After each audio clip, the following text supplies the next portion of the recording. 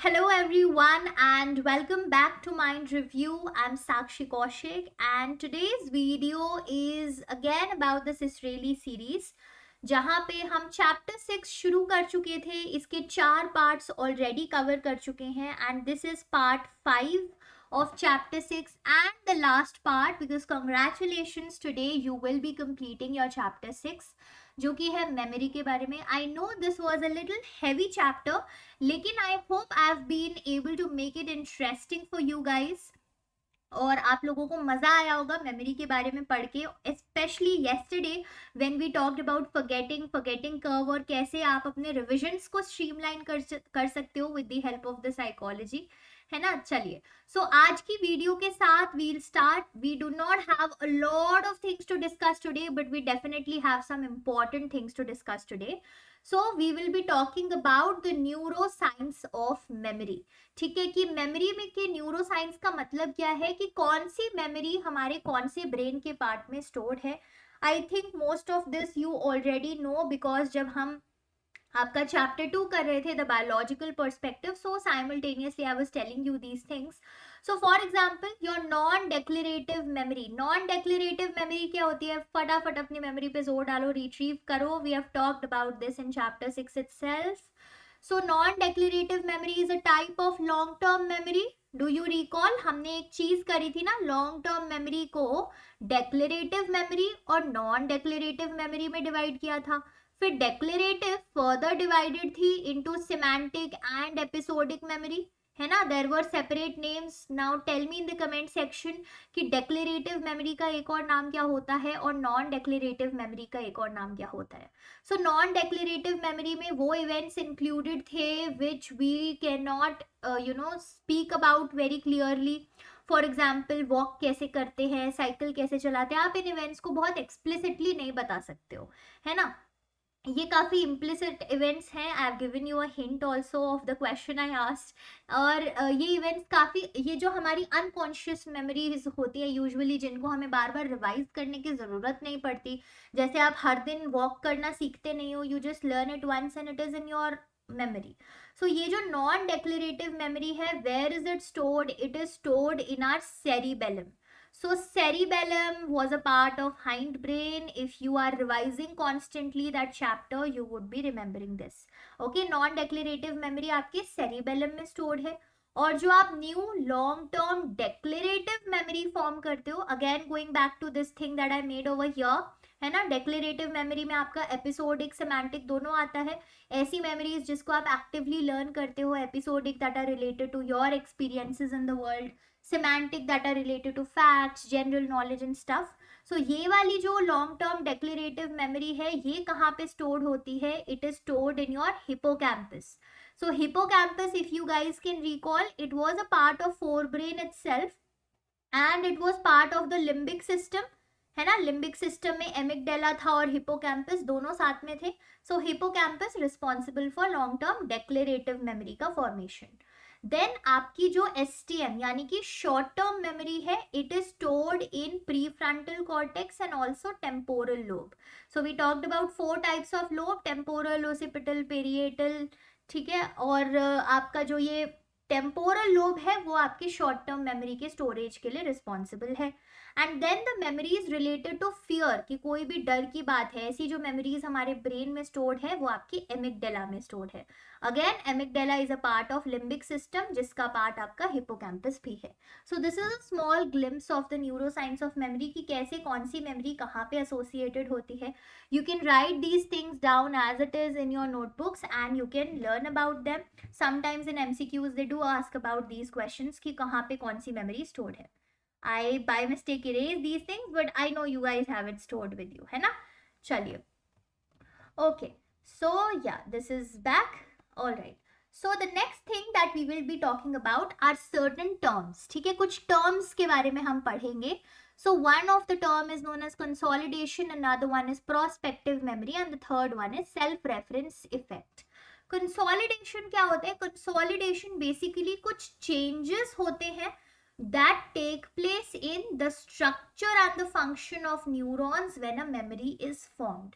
So yesterday when we were talking about the memory trace decay theory, तो आप लोगों को पता चला था कि जब भी आप कोई चीज लर्न करते हो, उस चीज के बारे में कोई मेमोरी फॉर्म होती है, so there are certain physical changes that are occurring in the brain that result in the formation of memory traces.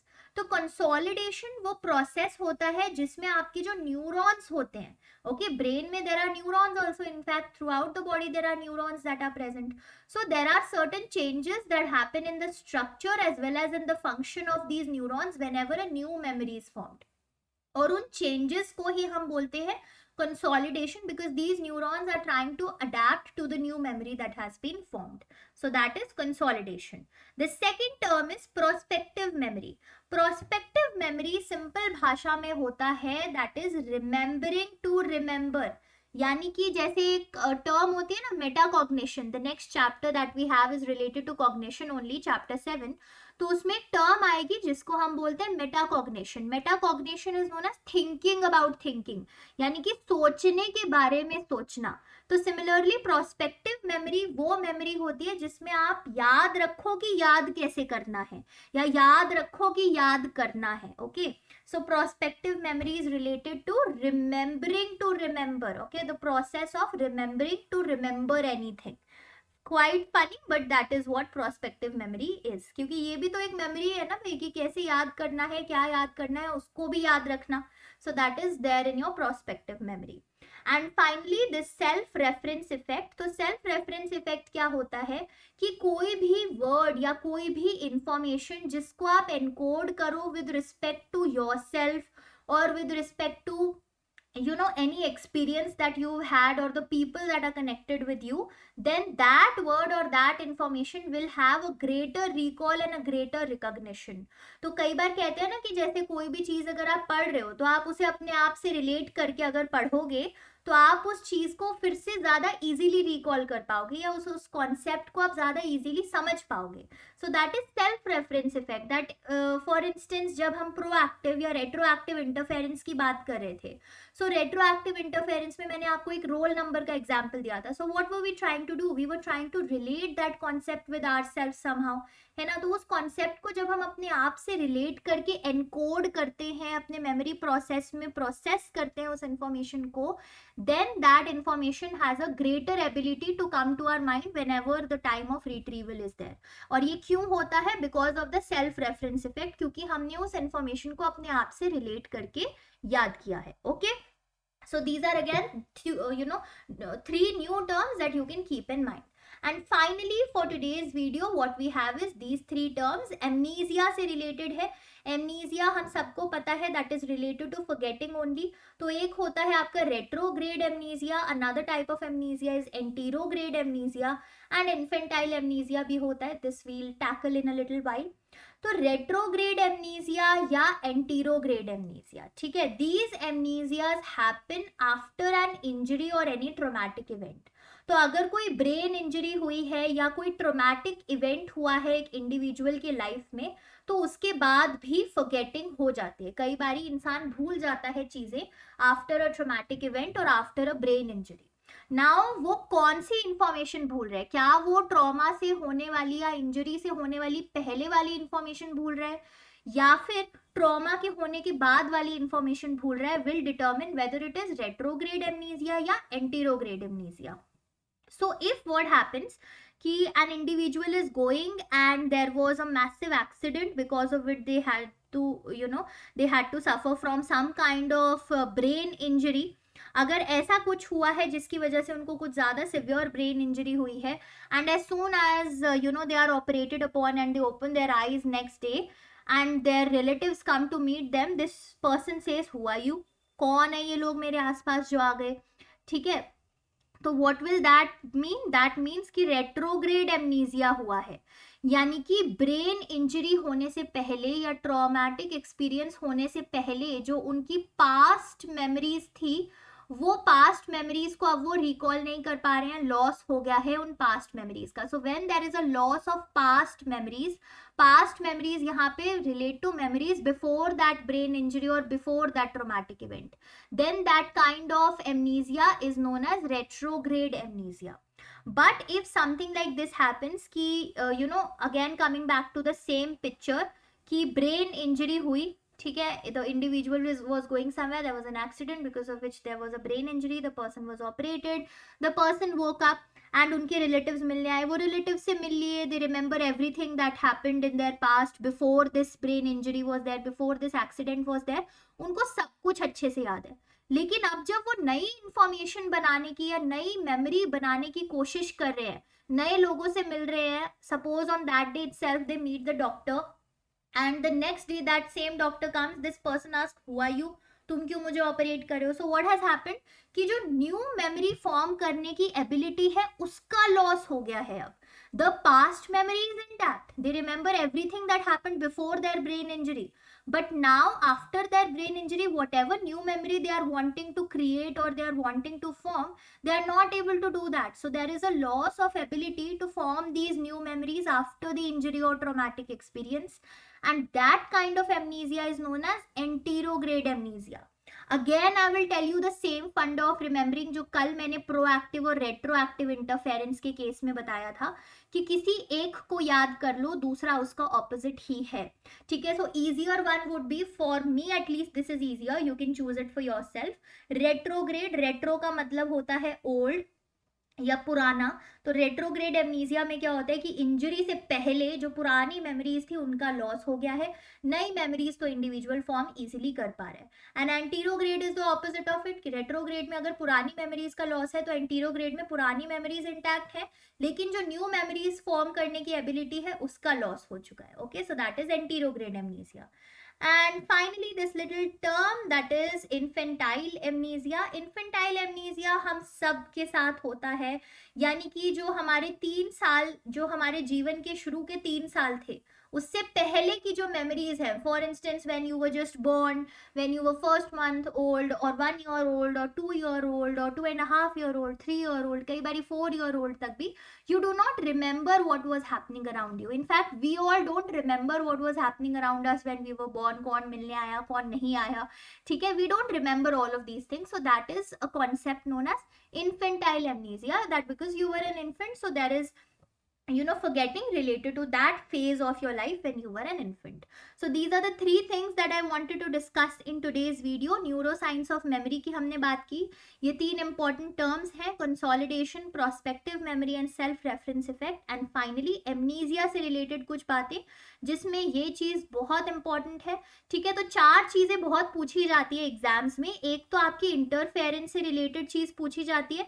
So interference से रिलेटेड आपका प्रोएक्टिव इंटरफेरेंस एंड आपका रेट्रोएक्टिव इंटरफेरेंस क्या होता है और फॉरगेटिंग कैसे इन्फ्लुएंस करता है. और आपकी एमनीजिया से रिलेटेड ये 2 चीज कि आपकी रेट्रोएक्टिव रेट्रोग्रेड एमनीजिया क्या होता है और एंटीरोग्रेड एमनीजिया क्या होता है. So these 4 things are asked a lot in exams and people usually get confused between these 4 things क्योंकि ये सिमिलर साउंडिंग लगता है, फॉरगेटिंग से ही रिलेटेड है. But I know that my students will never get confused, है ना. अपने रिविजन्स ऑन पॉइंट रखना है, एक्सप्लेनेशन तो आई बिलीव ऑन पॉइंट है ही. फिर भी कोई डाउट आता है तो कमेंट सेक्शन आप लोगों के लिए ओपन है, you can ask it any time. Okay, let's have a quick look at what all we have studied in chapter 6 of memory. So we started off by studying what is memory, है ना, हमने definition पढ़ी थी memory की, and the 3 golden processes of memory: encoding, storage, retrieval. Then we talked about the 4 models of memory: parallel distributed processing model, levels of processing model by Craig and Lockhart. The most important one, information processing model, जिसमें हमने sensory memory, short term memory, long term memory को in detail भी पढ़ा है और उनसे related कुछ terms भी हमने पढ़ी हैं. Then we talked about your semantic network model by Collins and Quillen. फिर उसके बाद हमने एक वीडियो में रिट्रीवल की बात की जिसमें हमने देखा कि रिट्रीवल रिकॉल के तरीके से भी हो सकता है, रिकॉग्निशन के तरीके से भी हो सकता है. We also saw certain other terms, कुछ मैंने आपको होमवर्क भी दिया था. Well done for all of those who have done that homework. Then yesterday we talked about your forgetting कि forgetting में 2 और नाम हमने पढ़े थे ठीक है, tell me in the comment section what those other names were. And the third name we talked about was Ebbinghaus. Ebbinghaus ने अपने एक्सपेरिमेंट्स करके नॉनसेंस सिलेबल्स क्रिएट करके ये फॉरगेटिंग कर्व बनाई. Then the three theories that were actually the reasons behind why we forget, जो explain करने की कोशिश कर रहे थे कि हम क्यों फॉरगेट करते हैं.